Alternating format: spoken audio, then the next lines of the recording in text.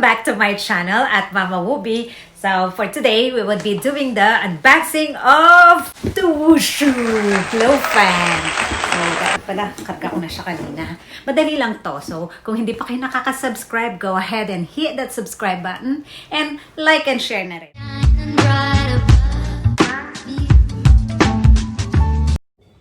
I got this thing from Costco, so we will do the unboxing of Wushu.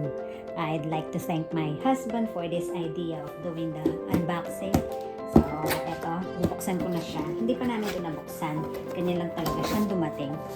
So, ano pa ba si Wushu? It's a glow fan. Nagro-rotate daw siya. And we needed this for the trailer. And, ayan. Ooh. Ang ganda naman ng pagkakalagay ni glow fan. Oh, wait. Yung hindi ko na. Ayan. There it is. Ito siya. Ito glow fan.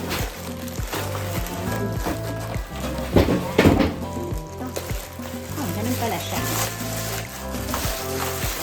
Oh, it has a remote control. Cute.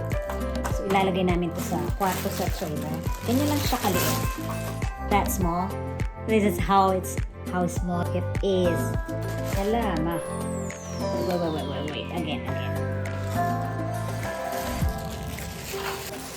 So that's the actual size. You see, this is how tall the glow fan is. I'll try to switch it on so we can try if it's really working good. But the thing is the outlet. Okay, we have the newest outlet here. I just have to do this. And of course I need to remove this. Let me see if this is working. There it is. There you go. It's working good. And how do you oscillate this one? Is it this one? I guess I'll ask my husband's help. This. So, ayun. Kung gusto mo siya ng mas malakas, ayun. So that's how it works.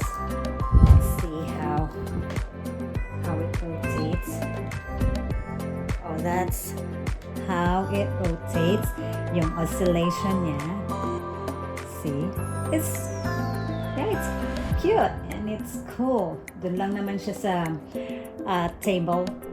So it's kind of not really a desk fan like we have in the Philippines, but this is good enough for us, lalo na sa trailer namin siya gagamitin.